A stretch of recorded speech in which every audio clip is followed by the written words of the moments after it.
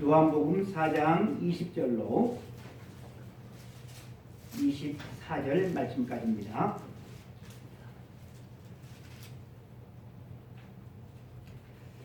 다 함께 한 목소리를 읽겠습니다.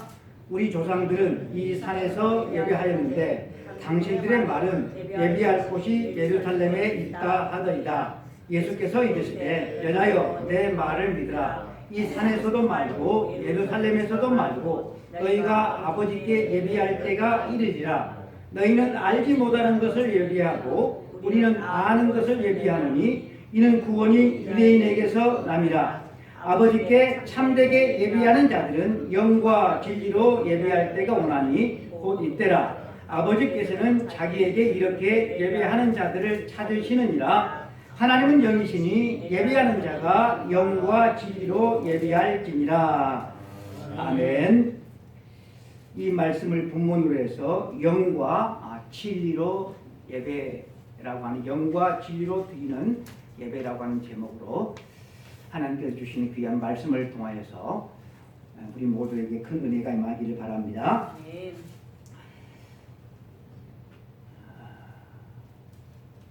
세계 여러 나라를 제가 많이 다녀보지는 않았지만 유튜브를 통하여서 세계 여러 나라에 가 있는 우리 한인들이 하는 말들을 들어보면 대한민국 사람들처럼 그렇게 일에 열심인 민족이 없다는 거예요.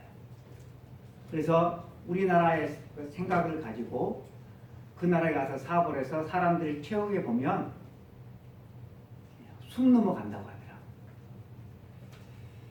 참 열심히 특심한 그런 민족이 우리 한민족인 것 같은데, 이런 열심히 특심인 것은 신앙생활을 하는 데 있어서도 똑같은 것 같아요. 한국 교회에서 많은 교회들이 새벽 예배를 드립니다. 또 교회를 건축하고자 할 때 세계 어느 나라에서도 없는 특별한 헌신이 있는 곳이 바로 한국 교회인데, 자기 집 문서를 하나님 앞에 교회에다가 가지고 오는 그런 교인이 있는 나라가 여러분 우리 대한민국의 교회입니다. 우리 한국의 많은 교회들이 새벽 예배, 금요일 예배, 수요 예배, 구역 예배, 또 많은 성경 공부와 또 봉사 모임들이 우리 한국 교회에 있습니다. 이것이 우리 한국 교회의 큰 장점이죠. 그런데 이런 좋은 장점들이 시간이 흘러가면서 오늘날은 많이 약해져 가고 사라져 가고 있는 것이 현실입니다.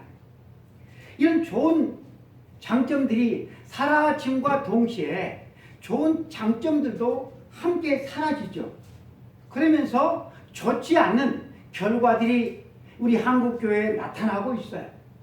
이 좋지 않는 결과들은 우리도 멀지 않아요. 우리도 깊은 관련이 있어요. 그것이 뭔고 하면 세상의 빛, 세상의 소금이 돼야 되는데 세상의 근심거리가 되고 있는 거예요. 세계에서 유래를 찾아볼 수 없을 정도로 그렇게 열심히 특심인 그리스도인들이 모인 교회가 세상에 유익이 되지 못하고 세상에서 좋은 영향력을 끼치지를 못하고 세상으로부터 지탄의 대상이 되고 있는, 어쩌다가 이 한국 교회와 성도들이 세상의 손가락질을 받는 그런 지경이 되었는지 참으로 가슴 아픈 일입니다.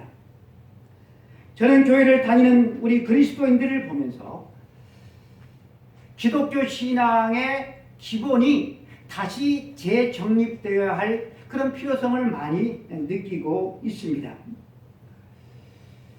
오늘 여러분들이 다 이렇게 교회를 나오셨는데, 교회를 나오실 때 어떤 분들은 차를 운전하고 오셨을 거예요. 또 어떤 분들은 걸어서 오셨을 거예요. 또 어떤 분들은 차를 타고 오셨을 거란 말이에요. 걸어서 오시고 운전하고 오시고 차를 타고 오시고.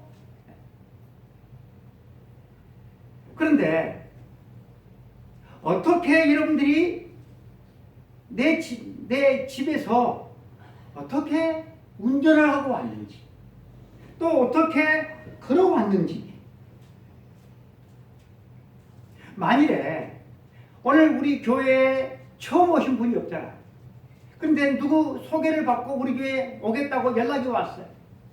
그래서 제가 교회 이름과 뭐 전화번호, 교회 주소를 가르쳐 주면 그 처음 오신 분이 우리 교회에 어떻게 오죠? 내비게이션에 우리 교회 주소를 찍고, 그리고 그 내비게이션이 안내하는 대로 오면 우리 교회에 도착하게 되죠. 또 운전을 하고 오시는 분은 어떻게 운전을 하고 오죠? 어디 가서 직진을 하고 우회전을 하고 좌회전을 하고, 이것이 다 있는, 머릿속에 다 있는 거죠. 그렇죠? 걸어서 오신 분도 마찬가지일 거예요. 네. 무슨 가게에서 우회전을 하고 어디 가다가 좌회전을 하고 직진을 하고 무슨 건물 앞에서 또 이렇게 돌고, 그래서 여러분들 이 교회를 오시게 되어진 것입니다. 여러분들의 머릿속에는 이게 다 입력이 되어 있는 거예요. 여러분들이 일부러 의식은 하지 않아도 다 입력이 되어 있기 때문에 그 입력된 대로 그냥 무의식적으로 여러분들 운전도 하시고 있게 되는 것이고, 교회에 걸어서 나오시게 된 거예요. 이것이 입력이 되지 않으신 분들은 어때요? 내비게이션을 켜야 돼요. 그런데 여러분들은 교회 오시면서도 내비게이션 켜지 않았어요. 왜요? 다 입력이 되어 있기 때문이죠. 그렇다고 한다면 여러분 이렇게 한번 생각을 한번 해보시길 바랍니다. 지금 우리가 예배를 드리고 있는 이 순간에 천지개벽이 일어나 버렸어요. 그래서 모든 도로가 다 사라져버리고 모든 건물들이 다 어때요? 사라져버렸어요. 다 땅속으로 다 꺼져버렸어요. 우리가 머릿속에 다 입력된 그런 모든 표지판들이 여러분 다 사라져 버린 것입니다. 여러분 그렇다고 한다면 이 장소를 어떻게 찾아 나올 수가 있겠어요? 표지판들이 다 사라져 버렸어요. 여러분 우리 그리스도인들이 그리스도인으로서 살아갈 수 있도록 하게 하는 표지판이 있어요. 그 표지판이 뭔지 아세요? 그것이 말씀이에요. 그것이 기도예요. 그것이 예배입니다. 이 기도와 말씀과 예배가 없다고 한다면 표지판이 없는 거예요. 어떻게 그리스도인으로서 살아갈 수가 있겠어요? 이것이 없으면 어떻게 되죠? 여기 당신 마음대로죠. 내 마음대로 하는 거예요. 내 마음대로.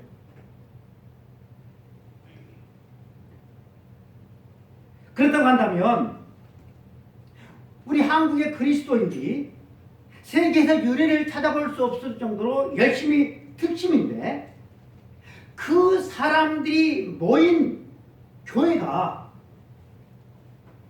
말씀이라고 하는 표지판을 따라서 왔어요? 기도라고 하는 표지판을 따라서 왔어요?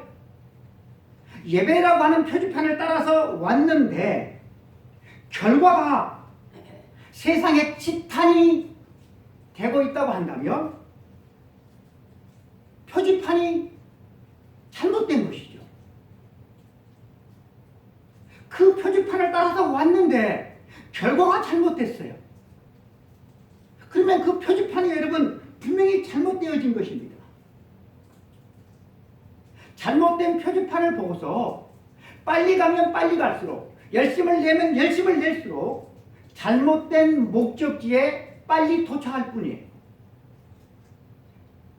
그런데 그것은 우리 그리스도인들이 있어야 될 것도 아니고 그리스도인의 진정한 삶의 모습도 아닌 것이죠. 그래서 여러분, 우리는 예배가 뭔가, 기도가 뭔가, 말씀을 우리가 어떻게 쫓아서 살아갈 것인가? 이 기독교 신앙의 가장 기본적이고 본질적인 것에 대한 재정립이 너무나도 우리들에게는 필요하다라고 하는 거야. 왜요? 결과가 잘못되었기 때문이지. 저는 말씀을 참 강조를 많이 합니다. 그래서 올해는 꼭 성경을 이독합시다. 그리고 주기도문을 가지고 말씀을 증거하고 오후에 또 그 주기도문을 가지고 공부를 하고 있습니다. 기도에 대해서 공부를 하고 있어요. 그래서 오늘은 예배에 대해서 좀 생각을 해보려고 합니다. 제가 여러분들에게 세 가지 질문을 드려보겠습니다. 여러분들이 이 시간 교회에 나와서 주일날 이렇게 좀 예배를 드리고 있는데 왜 주일날 교회에 나와서 예배를 드리고 있을까요? 여러분들은? 목사에게 눈도장 찍기 위해서 예배를 드립니까? 아니면 주일날 나와서 예배를 드리지 않으면 뭔가 좀 찜찜하니까 그래서 찜찜하지 않기 위해서 면죄부를 좀 받기 위해서 그래서 여러분 예배를 드리고 있습니까? 그것도 아니라고 한다면 교회에 나와서 1시간 내내 졸 긋든지 뭐 잡생각을 하든지 그렇게 이 1시간 교회에 와서 앉아 있는 그것이 그래도 마음 가운데 내 마음이 좀 편하기 때문에 그것 때문에 여러분 교회에 와서 예배를 드리고 있습니까? 왜 여러분들 교회에 와서 예배를 드리고 있습니까? 두 번째 질문입니다. 예배라고 하는 것은 도대체 구체적으로 뭘까요? 예배. 도대체 예배가 뭐겠습니까? 기도하고 찬양하고 목사의 설교를 듣는 그것, 헌금을 하는 그것, 여러분 그것이 예배가 되겠습니까? 만약 이런 종교적인 행위 그 자체가 예배라고 한다면 굳이 주일날 애써서 교회에 나올 필요는 없어요. 요즘에 큰 교회에서 텔레비전을 통하여서도 방송을 해줘요. 유튜브를 통하여서도 방송을 해줘요. 그러니까 집에서 편안히 소파에 앉아서 그렇게 예배를 드리고 그리고 헌금을 어떻게? 온라인으로 바치면 되는 거예요. 굳이 이것까지 여러분들이 나오셔서 예배를 드릴 필요가 없다라고 하는 것입니다. 도대체 예배가 뭔가? 세 번째 마지막 질문입니다. 여러분들이 1년 12달 주일 예배에 한 번만 교회에 나와서 예배를 드리면 여러분들은 1년에 몇 번 예배를 드리게 되는 것이죠? 52번. 52번을 예배를 드리게 되는 것입니다. 여러분들이 만약 신앙생활을 40년 정도를 하셨다고 한다면 40 곱하기 52번 여러분들이 예배를 드리는 것입니다. 많은 예배죠. 그 많은 예배가 여러분들의 삶 가운데서 구체적으로 어떤 영향력을 끼쳤다고 여러분들은 생각하십니까? 살아계신 하나님께 대한 예배로 인하여서 내 삶 속에서 좋지 못한 잘못된 어떤 습성들 그것을 한 가지씩만이라도 교정이 된다고 한다면 1년이면 몇 개가 바꿔지는 거예요? 52개가 바꿔지는 거예요. 1년이면. 그러니까 1년만 참되게 바르게 저와 여러분이 그렇게 예배를 드리면 1년만 그렇게 예배를 드려도 여러분 다 성자가 되어 있지 않겠습니까?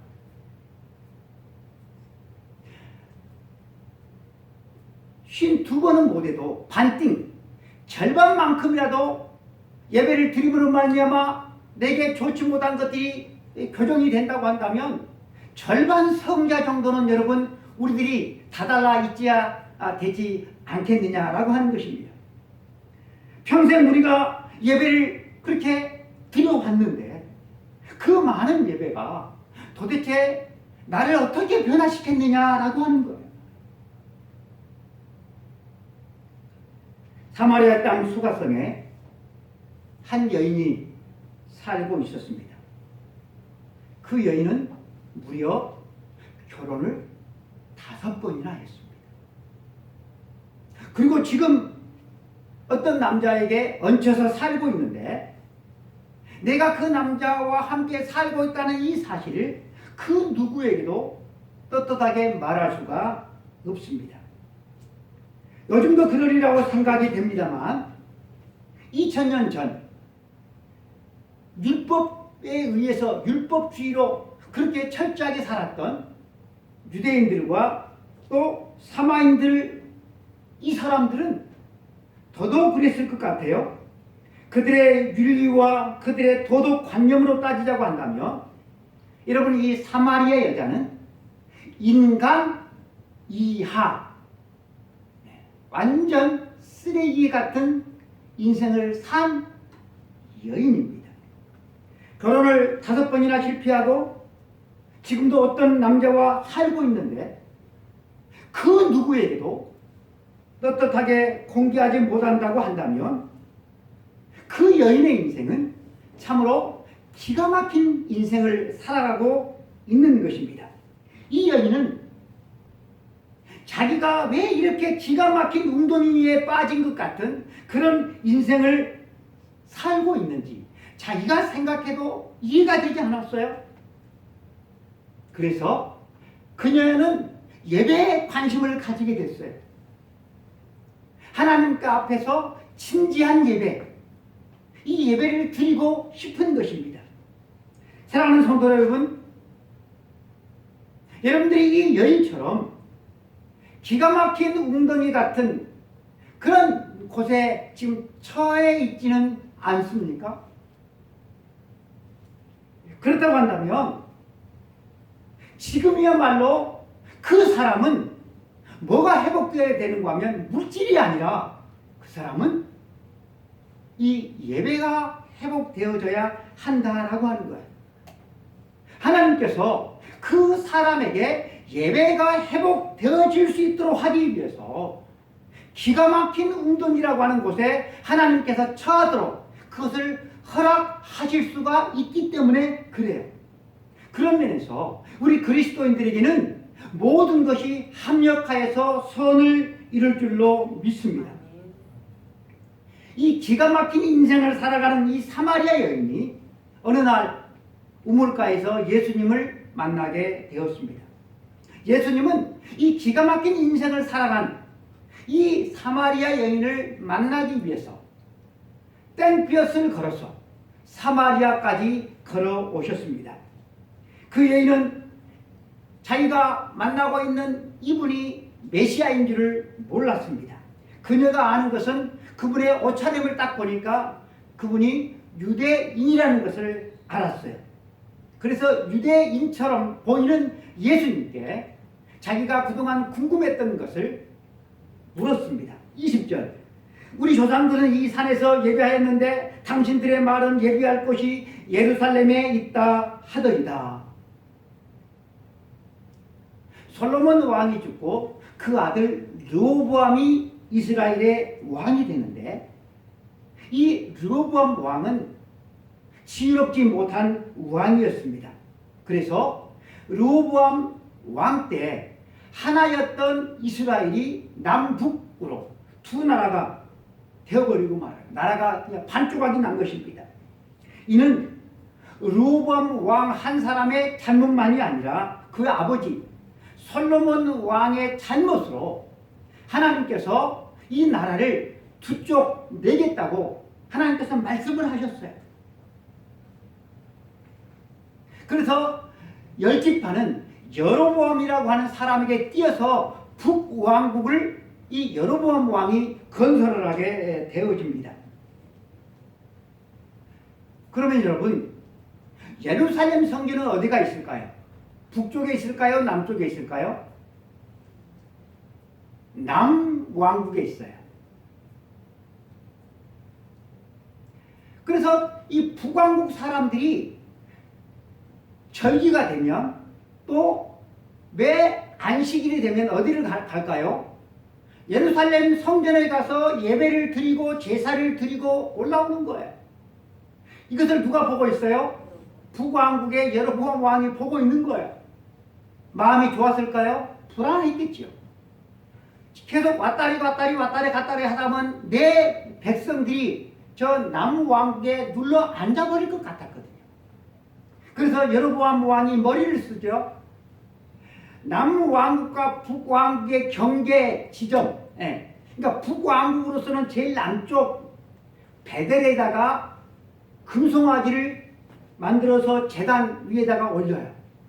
그리고 북왕국의 제일 위쪽 단에다가 또 금송아지를 만들고 제단을 만들어서 거기다가 예배를 하도록 그렇게 했습니다. 이 금송아지가 여호와 하나님이다. 그렇게 하면서 거기서 제사를 드리게 했다라고 하는 거예요. 여러분, 이 장면은 어디서 좀 많이 보던 장면 아닙니까? 이스라엘 백성들이 출애굽을 해서 광야 생활을 할 때 하나님께서 모세에게 계명을 주기 위해서 모세가 시내산에 올라가잖아요. 그런데 내려와야 될 이 모세가 안 내려오니까 백성들이 어때요? 아론에게 부탁을 해서 금송아지를 만들죠. 그래서 금송아지를 딱 만들어 놓고 아론이 뭐라고 해요? 이 금송아지가 너희를 애굽에서 인도해낸 여호와 하나님이다. 그렇게 말을 합니다. 그것을 누가 따라서 하는 거예요? 이 여로보암 왕이 그대로 흉내를 내고 있는 것입니다. 황금 송아지를 만들어 놓고 이 황금 송아지가 너희 자자손손 섬겨야 될 여호와 하나님이다. 이 황금을 믿으면 다 이렇게 황금으로 가득 차게 될 것이다. 우리가 부자가 될 것이다. 북왕국 사람들은 그 황금 송아지를 진짜로 여호와 하나님인 줄 알고 거기다가 제사를 열심히 드렸어요. 북왕국의 통치자들은 북왕국의 수도가 사마리아인데 이 사마리아에 있는 그리심산에서만 예배를 드려야지 이게 진짜 예배다. 저 예루살렘에서 드리는 예배는 그건 짝퉁이다. 그렇게 자기 백성들을 묶어두었어요. 남왕국 사람들은 어떻게 예배를 드렸을까요? 이 예루살렘 성전에서만 드리는 예배가 진짜다. 저것들이 드리는 예배는 다 짝퉁이다, 가짜다. 다 자기들이 드리는 예배가 다 진짜라고 서로가 우겨댔습니다. 지금 이 사마리아 여인이 그리심산에서 제사를 드리면서 늘 궁금했던 것이 바로 이것입니다. 우리 조상들이 지금까지 쭉 해왔던 대로 내가 지금 그리심산에서 제사를 드리고 있는데 이 제사가 진짜냐 가짜냐? 나도 저 유대인들처럼 예루살렘 성에 가서 거기서 내가 예배를 드려야 하는가? 이것이 의문이었다라고 하는 거예요. 그래서 예수님께 물었습니다. 그랬더니 예수님께서 21절에 이렇게 대답을 하십니다. 여러분 잘 들어보시기를 바랍니다. 예수께서 이르시되 여자여 내 말을 믿으라. 이 산에서도 말고 예루살렘에서도 말고 너희가 아버지께 예비할 때가 이르리라. 여러분 이게 무슨 말입니까? 그리심산에서 드리는 예배가 진짜일까?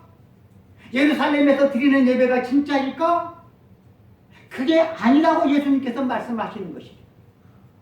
예배를 드림에 있어서 참으로 중요한 것은 어떤 장소에서 예배를 드리느냐 이것이 아니다라고 주님께서 말씀을 하신 것입니다. 22절입니다. 너희는 알지 못하는 것을 예비하고 우리는 아는 것을 예비하노니 이런 구원이 유대인에게서 남이라. 너희는 알지 못하는 것을 예비한다라고 주님이 말씀하십니다. 여로보암 왕이 자기가 세운 북왕국에다가 금 송아지를 만들어 놓고 이 금송아지가 여호와 하나님이다 하면서 백성들에게 거기다가 제사를 드리도록 하지 않습니까? 그렇게 하다가 좀 세월이 흐른 뒤에 오직 그리심산에서만 예배를 드려야 그게 진짜다, 그렇게 주장을 해요. 그렇게 하다가 또 시간이 좀 흘러서 구약 성경 가운데 모세오경, 이런 모세오경이 뭐예요? 창출, 래, 민, 신, 모세가 쓴 5개 성경 맨 앞에 나온 이 창출, 래, 민, 신, 이 5권만 성경 하나님의 말씀으로 받아들이고 나머지는 다 잘라내버렸어요. 여러분 왜 그랬을까요? 뒤에 나오는 역사서나 선지서를 보면 오직 예배는 어디서 드려야 된다고 했어요? 예루살렘 성전에서만 예배를 드려야 된다, 그렇게 나와 있거든요. 그리고 메시아는 누구를 통하여서? 다윗의 후손을 통하여서 온다, 그렇게 역사서에 선지서에 그렇게 나와 있거든요. 이게 다 알려지면 자기들이 이 그리심산에서 드리는 예배는 짝퉁이거든요. 자기들이 가짜가 되는 거거든요. 그래서 이것을 숨기기 위해서 토막을 내버렸어요. 창출, 래, 민, 신 5권만 성경으로 하나님의 말씀으로 받아들이고 뒤에 것은 다 짝뚝 잘라내버렸어요. 그러니까 여러분 이 북왕국 사람들은 그 뒤에 역사서가 있는지 선지서가 있는지 시가서가 있는지 모르는 거예요. 아직 모르는 상태에서 지금까지 쭉 예배를 드리고 제사를 드려온 것입니다. 그래서 주님께서 이 하나님의 말씀을 바로 알지 못하고 예배를 드리면 뭐 하는 것이다? 알지 못하고 예배하는 것이다 라고 말씀을 하신 것입니다. 23절 24절입니다. 아버지께 참되게 예배하는 자들은 영과 진리로 예배할 때가 오나니 곧 이때라. 아버지께서는 자기에게 이렇게 예배하는 자들을 찾으시느니라. 하나님은 영이시니 예배하는 자가 영과 진리로 예배할지니라. 사람들의 관심은 어디에가 있었어요? 어디에서 예배를 드리느냐, 어디에서 제사를 드리느냐, 그리심산이냐 예루살렘이냐, 이것에 온통 관심이 있었는데 예수님은 그게 아니다라고 하는 거예요. 하나님은 영이시다. 그러므로 예배하는 자가 어떻게 영으로 예배를 드려야 한다라고 하는 것입니다. 여러분 하나님은 영이십니다. 영으로 하나님은 이 자리에 우리 가운데 임재하신 줄로 믿습니다. 눈으로는 보이지 않아요. 보이지 않는다고 여러분 이 자리에 임재하지 않는 게 아니다라고 하는 거예요. 저희 어머님 생신 때 어머님을 모시고 요 밑에 금산 오리 집에서 음식을 먹었어요. 근데 이제 거기 그 삼거리 코너에 보니까 전에 없던 그 코너에 황색 선으로 2줄로 이렇게 선을 그어놨더라고. 그런데 제가 여기를 다니잖아요. 거긴 늘 차를 대는데 사람들이 차를 댈 때 차가 지나가지 못하게 차를 대가지고 뒤로 후진해가지고 이렇게 다시 올라와서 간 적이 한두 번이 아니에요. 늘 차를 댔던 곳이에요. 그런데 딱 보니까 그 자리만 차가 될 수가 있는 거예요. 그래서 우리 차는 작잖아요. 그래서 다른 사람이 지나다니지 그렇게 지장 없도록 안전하게 차를 딱 주차를 해놓고 식사를 맛있게 하고 왔어요. 며칠 뒤에 반가운 편지가 하나 날아왔어요. 우리 조집사님한테도 잘 날아오대. 그게 뭘까요? 딱지에 딱지. 불법 주차. 멀리서 찍었더라고.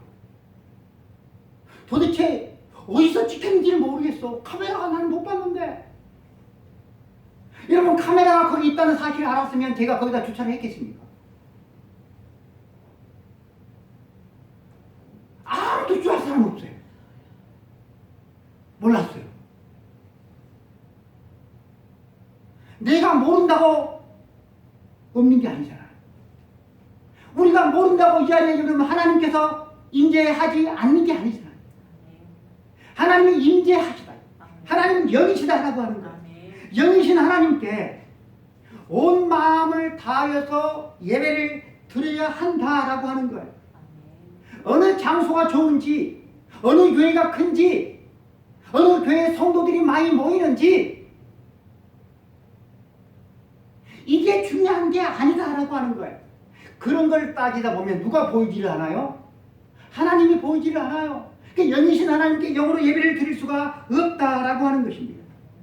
하나님은 영이시니 예배하는 자가 영으로 예배를 드리고 또 뭐로 예배를 드리라 그래요? 진리로 예배를 해야 된다라고 주님이 말씀하셔요. 진리. 여기 진리라고 하는 것은 헬라로 알레데이아라고 하는 알레데이아. 이것을 번역을 하면 진리, 진리. 근데 진리가 뭡니까 여러분? 진리? 하나님의 말씀이 진리잖아요. 그러니까 진리로 예배를 드려야 된다라고 하는 이 말씀은 하나님의 말씀 안에서 하나님의 말씀에 의해서 하나님의 말씀에 따라서 예배를 드려야 한다라고 하는 것이죠. 그래서 여러분 우리 개신교에서는 말씀이 그렇게 강조되고 있는 것입니다. 그런데 이 알레데이아는 말씀이라고 하는 진리라고 하는 뜻도 있지만 어떤 뜻도 있는가 하면 참되다라고 하는 뜻도 있어요. 그러니까 보이지 않으신 하나님을 예배를 드릴 때 영으로 예배를 드리고 말씀으로 예배를 드릴 뿐만 아니라 또 참되게 예배를 드려야 한다라고 하는 거예요. 참되게. 그럼 여러분 참되게 예배를 드린다라고 하는 것이 어떤 뜻이 있겠습니까? 예배. 한자로 예절 예자에 절할 배자를 써서 예배라고 합니다. 그러니까 이 예배가 이 한자의 말을 뜻을 번역을 하면 예를 다해서 예의를 다해서 절한다라고 하는 거예요. 절한다. 배. 여러분 우리 한문에 배가 들어가는 것은 사람을 만나면 안녕하세요 하는 그런 정도에다가 여러분 배를 쓰지를 않아요. 우리가 쓰는 배자가 들어가는 단어가 있어요. 저와 여러분이 잘 아는 세배. 설날이 되면 부모님한테 세배를 드리잖아요. 그냥 안녕하세요. 이게 세배입니까? 세배를 어떻게 하죠? 무릎을 꿇고 머리가 땅에 닿도록. 그게 여러분 세배잖아요. 삼보일배라고 하는 말도 있어요. 또 배가 들어가요. 세 걸음 걷고 한 번 절한다라고 하는 것이죠. 이 배를 어떻게 합니까? 여러분 주보를 보세요. 주보. 제가 또 이상한 그림을 하나 실어놨어요. 어떻게 하고 있어요 지금? 이게 삼보일배예요. 배. 배를 이렇게 하는 거 어떻게 하고 있어요? 땅바닥에 그냥 납작 엎드리잖아요. 이게 여러분 배입니다. 배. 예배. 예배를 어떻게 드려야 되는가라고 하는 것을 우리가 할 수 있다라고 하는 거예요. 전쟁터에서 서로 군인을 동원해가지고 죽이고 이렇게 이런 전쟁터에서 이 적장들이 무슨 뭐 휴전회담이다 무슨 협상이다 이렇게 할 때 방금 전까지 서로 칼로 막 죽이고 총으로 죽이던 이런 적장들이 테이블을 사이에 두고서 앉을 때가 있어요. 그때 절대 이 적장들은 서로 장군들은 그 상대 적장을 향하여서 고개를 숙이지를 않아요. 고개 안 숙입니다. 왜 고개를 숙이지 않을까요? 현수산 왜일까요? 내가 고개를 숙이면 그때 어때요? 상대가 나를 죽일지 모르니까. 절대로 고개를 숙이지 않아요. 눈 똑바로 보고서 하는 겁니다. 세배. 예배를 다해서 하나님께 엎드리는 거예요. 여러분 이 뜻이 무슨 뜻인지 아시겠습니까? 내가 예를 다해서 엎드린 그 상대가 나를 죽여도 상관이 없다. 그래도 좋다. 그게 여러분 예배라고 하는 뜻이에요. 나를 죽여도 좋다는 거예요. 내가 엎드려 있는 사이, 내가 경배를 드리는 그 대상이 내 목을 칠 수도 있고 무슨 짓을 할 수도 있지만 그분에게 나를 맡기는 것, 그것이 여러분 예배의 뜻입니다. 이 예배를 우리가 좀 더 깊이 알려면 이 예배와 관련된 헬라어와 히브리어의 그 단어를 보면 조금 우리가 더 쉽게 접근을 할 수가 있어요. 히브리 말로 예배하다라고 하는 이 예배가 두 개가 있는데요. 하나가 아바드라고 하는 거죠. 뭐 성경도 보니까 아바드 성경이 나왔더라고요. 아바드라고 하는 것은 섬긴다라고 하는 뜻입니다. 섬긴다. 여러분, 우리 그리스도인들은 섬긴다라고 하는 말을 참 잘 써요. 나는 우리 교회에서 중직으로 섬겨. 나는 우리 교회에서 운전으로 섬겨. 나는 우리 교회에서 뭐 교사로 섬겨. 성가대로 섬겨. 이렇게 섬긴다라고 하는 말을 잘 쓰는데 아바트라고 하는 것은 그런 게 아니에요. 교사로 섬기면 자기 인격 다 챙기면서 섬기지만 이 아바드라고 하는 것은 노예가 주인을 섬길 때 쓰는 거예요. 여러분, 노예에게 인격이 있습니까? 노예에게 자기 재산이 있습니까? 노예에게 자기 결정권이 있습니까? 여러분, 그런 거 아무것도 없어요. 그러니까 여러분, 내가 예배를 드린다라고 하는 것은 내 뜻, 내 결정권, 내 인격, 내 재산, 이 모든 것 다 내려놓고 포기하고 하나님께 엎드리는 거예요. 하나님을 섬기는 거예요. 그것이 여러분 예배다라고 하는 것입니다. 히브리어로 이 예배를 가리키는 동사가 또 하나가 있는데요. 하나는 아바드가 있고 두 번째는 샤하라고 하는 뜻이 있는데 엎드리다라고 하는 뜻이 있어요. 그러니까 우리 말 예배와 똑같은 뜻이 있는 것이죠. 욥기 1장 20절에 욥이 일어나 겉옷을 찢고 머리털을 밀고 땅에 엎드려 경배하며, 이 엎드리다라고 하는 것이 샤하입니다. 내가 섬기는 그분 앞에 땅바닥에 그냥 납작 엎드리는 거예요. 그러니까 히브리어 이 동사 아바드나 이 샤하는 예배를 드리는 그 대상에게 내 모든 것을 자발적으로 다 포기하는 거예요. 그리고 섬기는 것입니다. 엎드리는 것입니다. 이것이 예배의 본질이다라고 하는 거예요. 헬라어에도 여러분 두 개가 있어요. 단어가 오늘 본문에 나오는 단어인데요. 프로스 피네오. 이게 우리 말로 이렇게 번역을 하면 경배인데요. 이 경배라고 하는 프로스 피네오는 어떤 뜻이 있는가 하면 노예가 자기 주인의 발에 입을 맞추는 행위가 됩니다. 여러분, 노예는 주인과 대등하게 인사를 나눌 수가 없어요. 노예의 인사법은 뭘까요? 주인의 발에 입을 맞춤으로 존경의 표시로 입을 맞추는 거예요. 그 더러운 발에다 입을 맞추는 것이 그것이 노예의 인사법입니다. 여러분, 세례 요한이 예수님을 이렇게 지칭하잖아요. 나는 그분의 신발끈도 풀기에 나는 부적합한 사람이다 라고 말하더라. 헬라어로 또 예배라고 하는 동사가 있는데요. 라트류오라고 하는 단어가 있어요. 라트류오. 이것은 섬긴다라고 하는 뜻입니다. 그러니까 히브리어로 아바드라고 하는 말과 같은 뜻입니다. 이 샤하라고 하는 것은 어떻게 섬기는가 하면 이것은 대상의 유일성을 뜻하는 그런 말인데, 내가 하나님을 믿어요. 내가 하나님을 섬기는데 이것도 섬기고 저것도 섬기고, 그것은 샤하가 아니에요. 내가 돈도 섬기고 권력도 섬기고 나도 섬기고 이것은 샤하가 아니에요. 나트륨도 아니에요. 오직 하나님만, 하나님 외에 그 어떤 것을 섬기지 않는 것, 그것이 여러분 라트류오가 되어집니다. 여러분 우리나라 개 가운데 유명한 세계적인 명견이 있죠. 그게 무슨 개예요? 진돗개죠. 진돗개. 여러분 진돗개는 뭐로 못 쓸까요?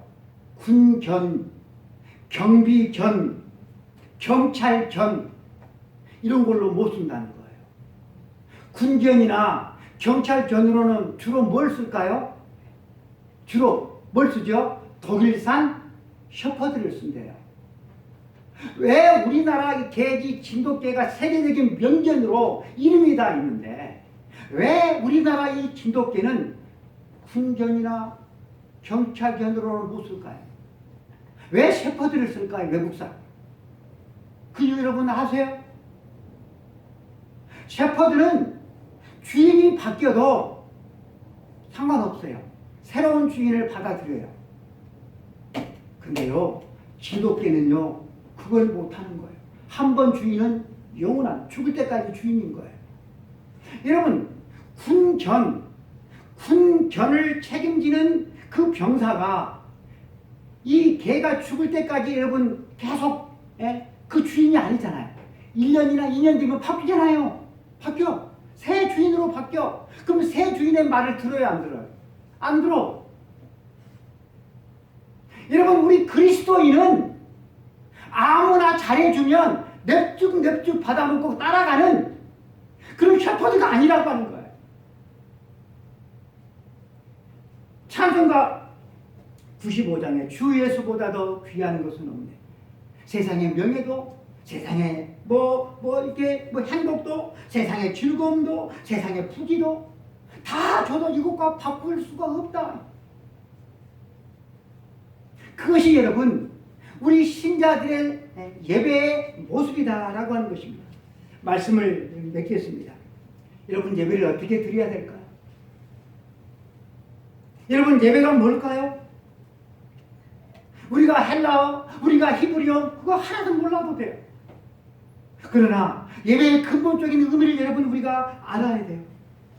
이걸 알고 예배를 드릴 때 그 한 번의 예배를 통하여서 우리가 조금씩 깎여져 가고 변해져 가고 새로운 하나님의 사람으로 우리가 다듬어져 감으로 말미암아 여러분 그 성도 한 사람은 이 세상에 비치고 세상의 소금이고 세상의 자랑이고 그래서 그 성도가 있는 곳이 하나님의 영광이 드러나는 그런 삶을 우리 모든 성도들이 살기 위해서 먼저 하나님 앞에 영과 진리로 예배를 드리는 우리 삼일교회 교우 한 사람 한 사람 되기를 축복합니다. 기도하겠습니다. 하나님 아버지 감사합니다. 영과 진리로 예배를 드리기를 원합니다. 우리가 10년, 20년 평생 예배를 드려왔음에도 우리에게 변화되어진 것이 무엇이 있습니까? 나와 함께 있던 사람들조차도 다 떠나가 버리는 이런 안타까운 현실 속에서 주여 우리를 불쌍히 여겨주시기를 원합니다. 사마리아 여인이 예수 그리스도의 말씀을 듣고 그녀가 변화되었습니다. 그녀로 말미암아 동네 사람들이 변화되었습니다. 하나님 아버지 우리의 예배가 변화되기를 원합니다. 참된 예배를 드리기를 원합니다. 용으로 드리는 예배를 드리기를 원합니다. 납작 엎드려서 참되게 드리기를 원합니다. 주여 우리 예배를 받아 주옵소서. 우리 주 예수 그리스도 이름으로 기도드리옵나이다. 아멘. 지금은 교회 머리가 되신 우리 주 예수 그리스도의